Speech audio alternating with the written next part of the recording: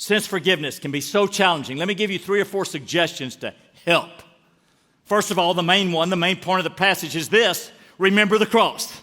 Remember how much you've been forgiven. Every time you've been wrong and you begin to enjoy rehearsing this pain and this anger that you've got, remember, you've been forgiven $400 billion. And set your self-righteousness to the side. Choose to forgive. Second thing that you ought to do is pray for the person. Pray for her. Okay, let's move out of marriage. Let's just talk about the parent, the ex-spouse, whoever. Pray for the person, because it is hard to forgive, but there's something about the way God made us. As we begin praying, we begin to let our anger go. You know what Jesus says in Matthew 5:44? I think it's 5:44. Is it 5:44? It is 5:44.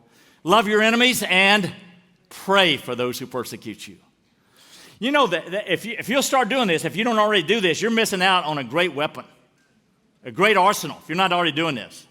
I mean, a great tool in your arsenal. But that person that really is wrong, you start praying for them every day. After a while, you might start meaning it and actually wanting God to be with them and bless them. And you know what happens? The bitterness will dissipate over time. Pray for those who persecute you. Next, be kind to them. Be kind. Do a kind thing. Can I go back to Ephesians 4:32? What's it say? How's it start? Be kind to one another, tender-hearted, forgiving each other just as God has forgiven you. One of the best things you can do. Do a small act of kindness. I don't mean something real big over the top. You're walking down, you see them in the hallway at work. Hello. Hello. Just manage a hello. Or maybe a smile. Maybe you do something kind. You bake cookies or something. Be kind to one another. Tender-hearted. That's another one. Tender-hearted. See the person not so much as an evil, vicious person, but as a weak, hurt person. They've been hurt too. Did not Jesus pray, Father, forgive them, for they know not what they do? Weak, hurt people. See them that way. A few suggestions. A few decades back, there was an American, I remember reading about this, those of you my age, you remember too, there was an American journalist held in prison in the Middle East, 7 years as a hostage. Okay, think with me about that. You're 7 years in a prison, your children are growing up, your spouse is over there, your wife's over there, all your family, all your homeland, 7 long years. I mean, if that was me, that'd be a lot of room for some bitterness to grow. I mean, about 7 days would do me.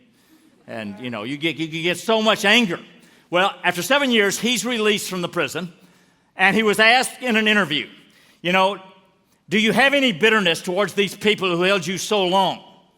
And this is how he responded. The American press, I don't have any time for it. I don't have any need for it. It is required of me as a Christian to put that aside, to forgive them. I pray for them. I wish them no ill. You know, if he can forgive someone who put him in prison for 7 years, you and I can forgive the people who wrong us. By God's grace. We can.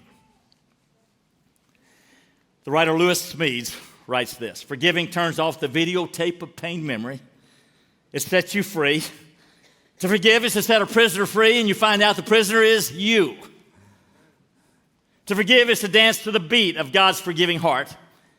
It is to ride the crest of love's strongest wave. Church, the healthiest people on the planet do 2 things. They receive grace, they give grace.